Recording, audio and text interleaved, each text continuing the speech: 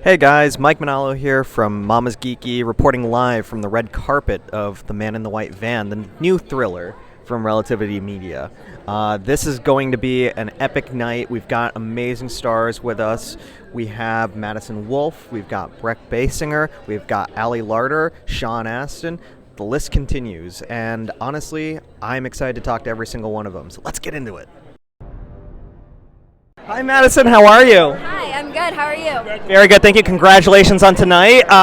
You are fantastic in the film. Thank you so much. Of course. I was wondering, we've had the pleasure of watching you grow up in seeing you in movies like Conjuring 2 and now here. What keeps you coming back to the horror/thriller genre? Well, a part of it is just what you get cast in. I guess I just have a very screamable face or something. I don't know. But I find with thrillers and horror movies, they often come with very complex, layered characters and really challenging roles, like physically, emotionally, and that's really what I'm drawn to about them. Oftentimes, I love a thriller or a horror movie that has other aspects to it, and I think this movie does it so well. There's also a really important family dynamic, elements of just kind of a coming of age story of this young girl who just gets victimized by this horrible man. So yeah, I don't know. Well, you're awesome in these roles, honestly. But speaking of challenging, I mean, knowing that this is based on a true story, it means kind of doing a lot of research and everything like that on victim stories and everything. Was there ever a point, I mean, how deep did you go? And was there ever a point where you're just like, I need to stop, I need to take a break because this is scaring me more than the movie is? Honestly, I don't think there ever was a point where I wanted to stop the research. I felt like, especially being that this is a true story, I owed it to the real Annie to do my due diligence in my research and prep. I did a little bit of research on Billy Mansfield, who the killer is based on, and his brother and his family and many of his victims, but I would say the bulk of my research came from just meeting with Warren, who's our incredible director and co-writer of the film, because he actually got to meet with the real Annie before production and had so many first-hand details and accounts of what she was feeling in those moments. So he kind of let me in on that, and I was able to just sit on that and resonate with that. And I think that was my focus primarily because this movie is told from her perspective. It's really about her, and even though the killer is obviously important, it's her story, and it's not really about the killer, Do you think this movie would have the same thrilling effect if it was set today and instead of a white van, it was a Waymo? It was a what? Waymo. Honestly, no. I think the white van stereotype is such an iconic piece of our culture, here and even in the UK too. In doing press for this movie, I didn't realize that it was such a widespread sort of urban legend, and I actually never knew where it originated from until doing this film, and I found out that Billy Mansfield was one of the serial killers who kind of made this into an urban legend, as he operated primarily out of a white van. That is a brilliant answer to a very silly question, and thank you so much for that. I love it, and congratulations on this wonderful evening and your amazing performance. Congratulations on tonight, and congratulations on Landman too. Thank you so much. Absolutely. So I was talking a little bit with Brec and with Madison about how you and Sean cultivated the best family dynamic, especially during a tough COVID pandemic, and I was just wondering, how does one cultivate a good family dynamic when you're on the set with your co-stars? Look, I've been doing this for a long time, and it's something that's very important to me, is to get people outside of their comfort zones and come together where you don't have to put on a certain air, where you can really be yourself and really talk and connect. So I usually do that by throwing a dinner at the beginning before you start filming, and so I was able to have the cast over and make them dinner, and that was really special. It was during COVID where everyone was wearing masks.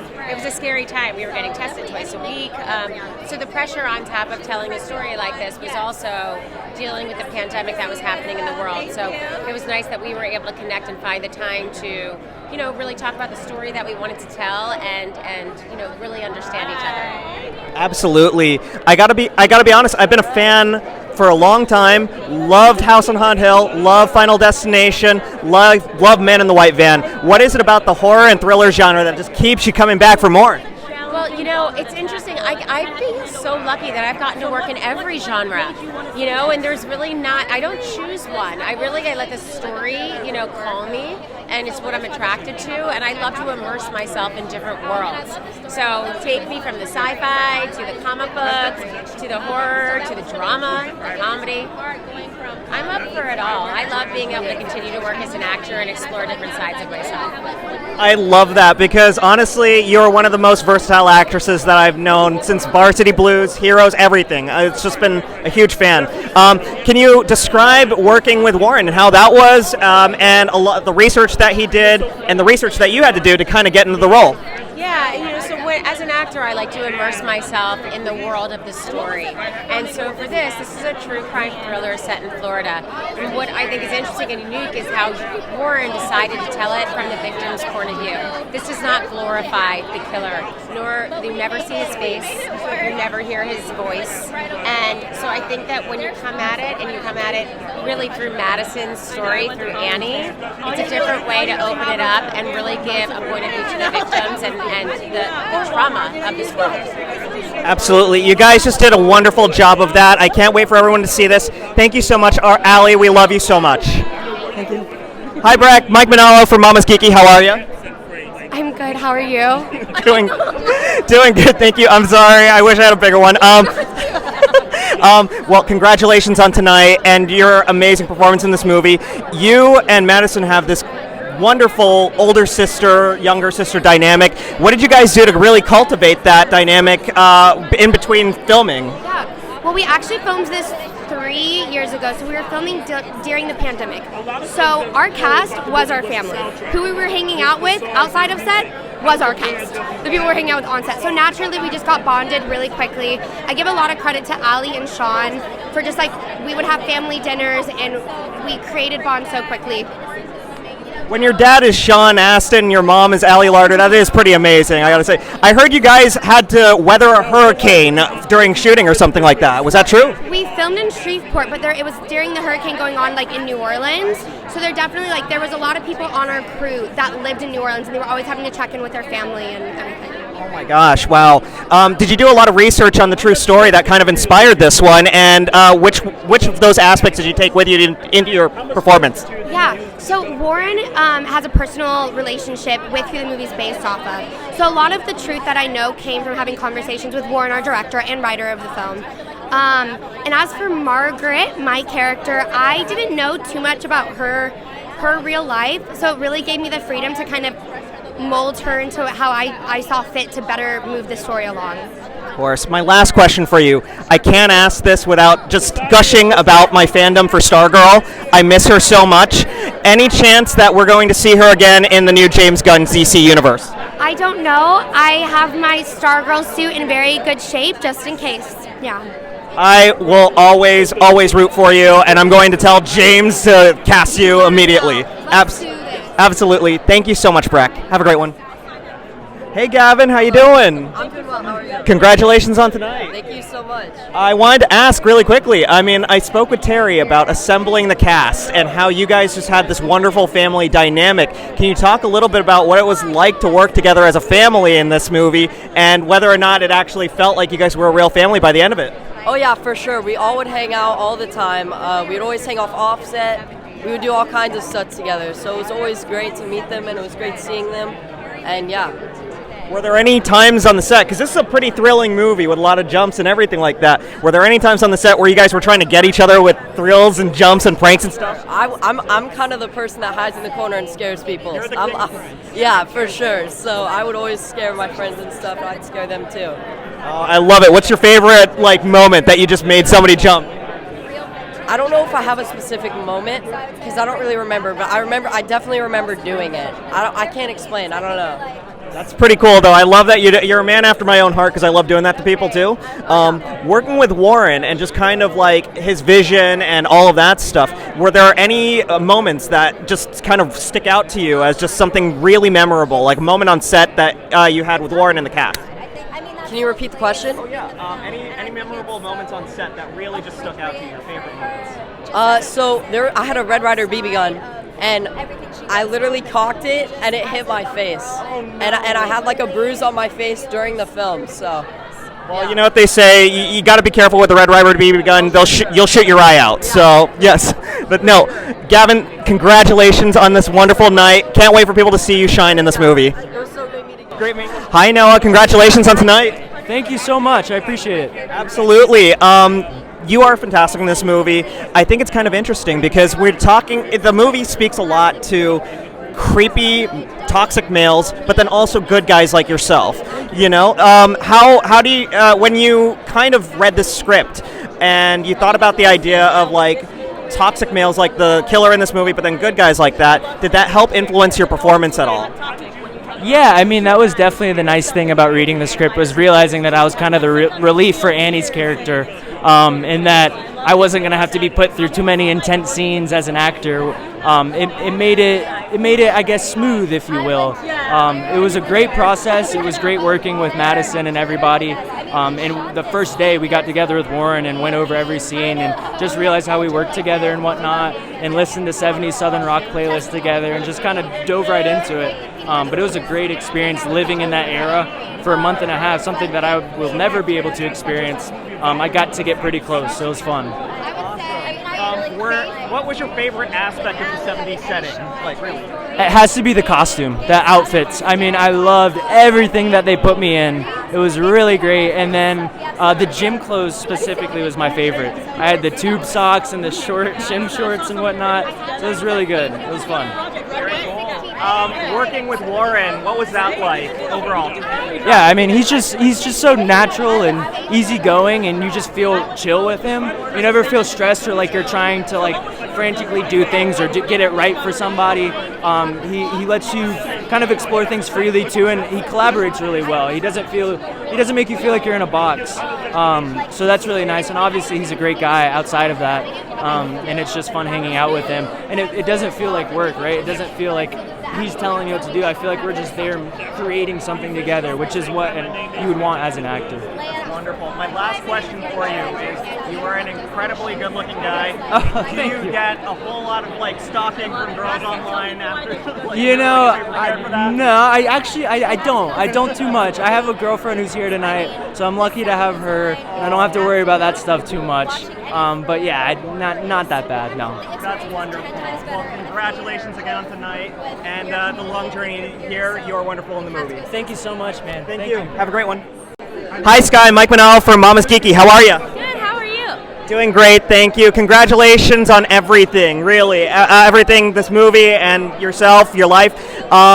We've loved watching you ever since you were young and growing up into this fine young actress. This movie is very intense, and I have to ask, you're in some pretty intense scenes. What do you do to psych yourself up to get into that fear that informs that performance? Honestly, I'm always the type of girl that I've always wanted to do a horror film, and I've watched horror films since I was so little and studied them. So I feel like it kind of just came naturally to me because I was so eager to do this. So it wasn't a lot of hard work, just doing my research, communicating with our director, and just really putting it all together. You have really wonderful chemistry with both Madison, Brec, and the entire cast. What did you do to kind of cultivate that with the girls and basically everyone? We honestly spent a lot of time together off a set. There wasn't a lot to do in Shreveport, so we really got to bond and build that family off of camera, and then by the time we got on set, it was just already there, so I feel like it translated very well. If there was one thing that you want everyone who sees this movie to take away from it by the end of the movie, what do you hope that message or that theme or that feeling is? I hope is just be aware of your surroundings and stay tuned, because there's so much going on in today's day and age, especially with social media, speaking to strangers that you don't know, and also to parents just believing their children when your child is telling you something's going on.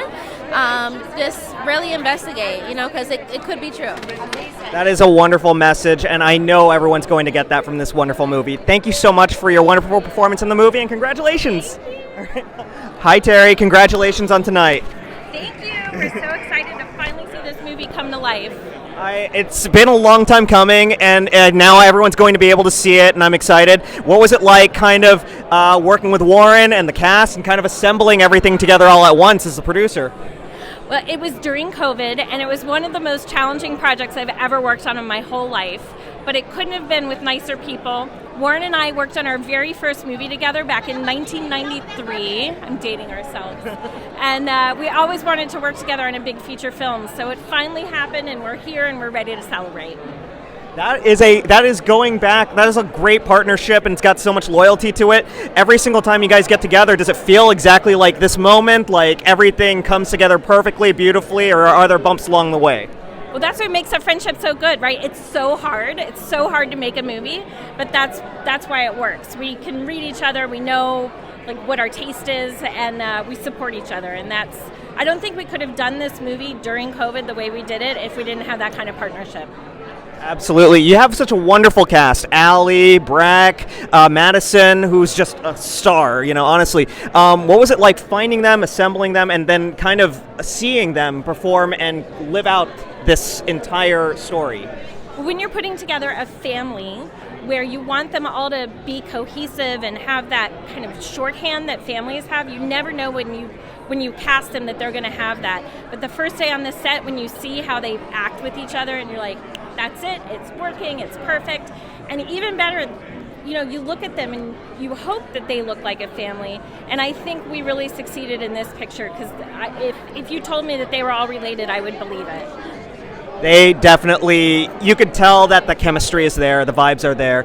Amazing job, and congratulations on tonight, really. Thank you, Terry.